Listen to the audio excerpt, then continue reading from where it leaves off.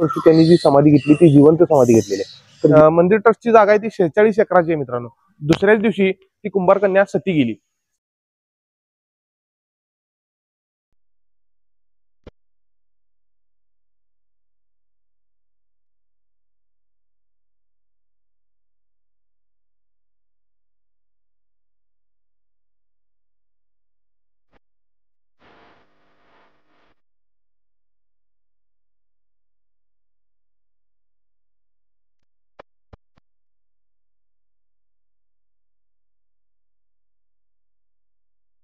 तर मित्रांनो, PM production Prashant आपल्या युट्यूब चॅनल मार्फत पुन्हा एकदा आपण एक नवीन ठिकाणी आलेलो आहेत आणि या ठिकाणाचं नाव आहे श्री सिद्धरामेश्वर मंदिर सोलापूर।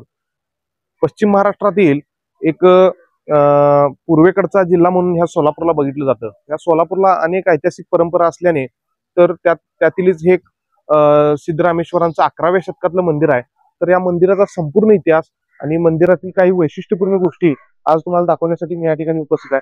चला तर आमच्या सोबत कंटिन्यू।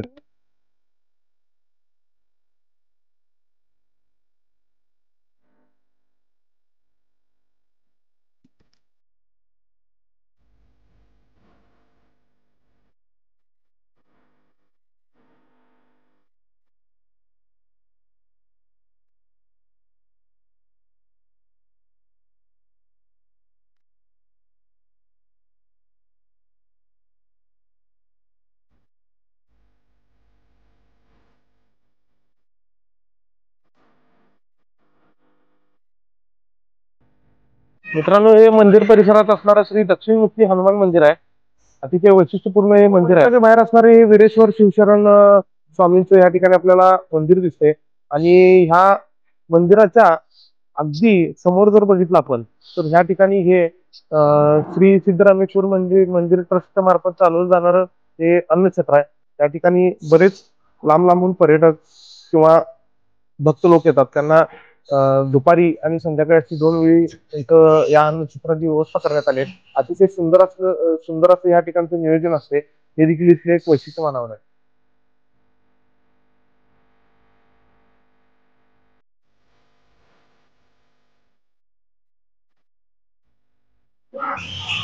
तर मित्रांनो, या ठिकाणी जर आपण बघितलं तर हे श्री सिद्धेश्वर महाराजांचं या ठिकाणचं हे समाधीस्थळ आहे।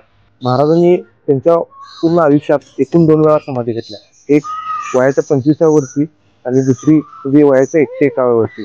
तर 101व्या वर्षी त्यांनी जी समाधी घेतली ती जिवंत समाधी घेतलेली आहे। तर जिवंत समाधी घेतल्यामुळं येथील भक्तांची धारणा अशी आहे की महाराज आज देखील आतमध्ये त्यांचा वास आहे आणि आज देखील ते आत अस्तित्वात आहेत असं लोकांचं या ठिकाणी मत आहे। तर अशा पद्धतीची समाधी मंदिराच्या आत आपण प्रवेश करतानाच आपल्याला दिसून येते।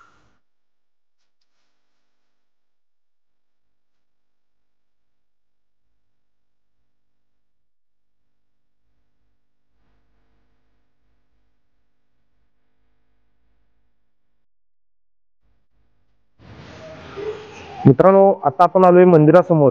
तर मंदिराच्या पूर्ण चहूबाजूने आपण जर बघितलं तर हे तलावात मंदिर आहे आणि असं तलावात मंदिर आपण ह्याच्यापूर्वी जे बहिरेश्वराचं मंदिर होतं कोल्हापूर जिल्ह्यातील तर ते देखील असं मित्रांनो तलावाच्या मध्यभागी मंदिर होतं। कडेला संपूर्ण तलाव होता।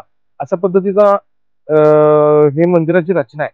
तर ह्या मंदिराचा जर इतिहासाकडे आपण जर वळलो मित्रांनो तर आपल्याला एक गोष्ट प्रामुख्याने लक्षात येते ती म्हणजे ही मंदिराची जी रचना आहे ती पूर्णपणे ही साधारण आजपासून कमीत कमी 800-900 वर्षापूर्वी म्हणजे एक 11व्या शतकातलं मंदिर असल्याचा या ठिकाणी अनुमान दर्शवला जातो। आणि ह्या मंदिराचं एक वैशिष्ट्य म्हणजे जे सिद्धेश्वर महाराज होते ते श्रीशैल्य मल्लिकार्जुन महाराज जे होते त्यांचे अनुयायी होते। त्यांनी सोलापूरमध्ये येऊन या ठिकाणी त्यांनी वास्तव्य केलं आणि येथील मोठाच्या मोठा भक्त संप्रदाय या ठिकाणी गोळा केला। आणि तुम्ही जर विचार केला तर या ठिकाणी हिंदू तथा लिंगायत असे दोन्ही समुदायाच्या लोकांचं या ठिकाणी येण्याचं प्रमाण मोठ्या प्रमाणावर असतं। आणि दुसरी गोष्ट आपण जर विचार केली तर या ठिकाणचा थोडक्यात मी इतिहास सांगण्याचा प्रयत्न करतो।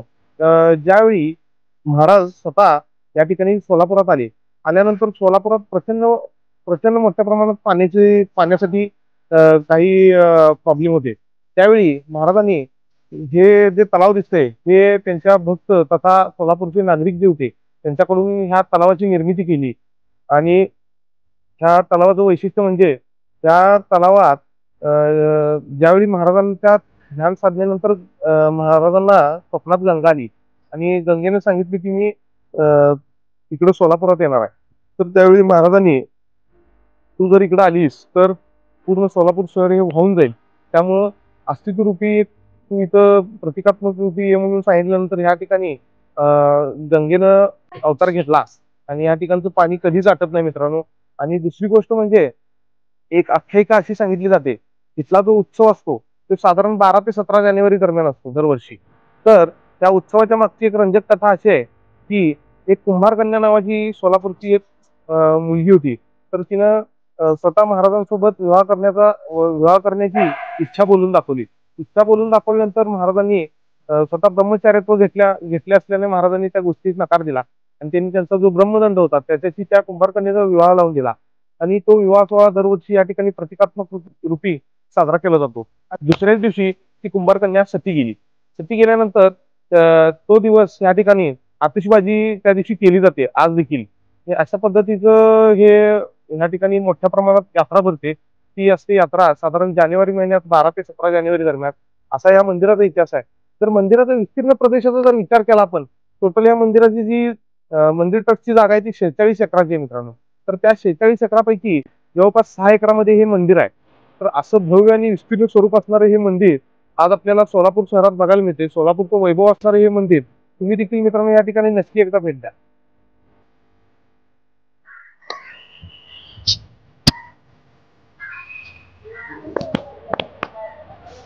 ओम नमः शिवाय मित्रांनो. तर हे सोलापुरातील असणारे हे प्राचीन मंदिर आहे आणि ह्या ठिकाणी जे सोलापूर हे शहर होतं हे अनेक ह्या ठिकाणी ह्या शहरावर पूर्वीच्या काळी ज्या शाह्या होत्या आदिलशाही, निजामशाही, मुघलशाही या सगळ्यांनी या ठिकाणी हा प्रदेश नेहमीच आपल्या स्वतःच्या ताब्यात ठेवण्याचा प्रयत्न केला. आणि ह्या मंदिराचा जर आपण विचार केला तर 12ही महिने ह्या तलावात पाणी भरपूर असते. या ठिकाणी स्वतः सिद्धरामेश्वर महाराजांनी ह्या ठिकाणी जवळपास 68 लिंग स्थापन केले आणि ही 68 लिंग सोलापूरच्या ह्या मंदिर व मंदिर परिसरात आसपास आपल्याला दिसून येतात. आणि ह्या ठिकाणी जर तुम्ही सोमवारी वगैरे आला तर प्रचंड मोठ्या प्रमाणात गर्दी असते. दुसरी गोष्ट म्हणजे श्रावण सोमवारी पण या ठिकाणचा म्हणजे मोठा भक्त संप्रदाय येण्याचा काळ असतो. तर येथे तुम्ही भेट देण्यासाठी तुम्हाला डायरेक्ट सोलापूरमध्ये आल्यानंतर सोलापूर रेल्वे स्टेशन किंवा बस स्टँड पासून अगदी हाकेच्या अंतरावर असणारं हे मंदिर आहे. तर अशा मंदिराला तुम्ही देखील मित्रांनो एकदा भेट द्या आणि आमच्या असलेच नवनवीन व्हिडिओ बघण्यासाठी तुम्ही आमच्या चॅनलला लाईक करा, शेअर करा, सबस्क्राईब करा. मित्रांनो मंदिरात ज्यावेळी आपण प्रवेश करतो त्या प्रवेश करताना आपल्याला या ठिकाणी हे जे इथले यात्रिक निवास आहे तर या यात्री निवासाची उत्तम पद्धतीने मंदिर प्रशासनानं सोय केल्या. अगदी माफून दरामध्ये म्हणता येणार नाही, परंतु लांबून आलेल्या भक्तांसाठी एक विशेष गोष्ट म्हणावं लागेल. या ठिकाणी जर आलात तुम्ही तर या यात्री निवासाचा तुम्ही लाभ घेऊ शकता.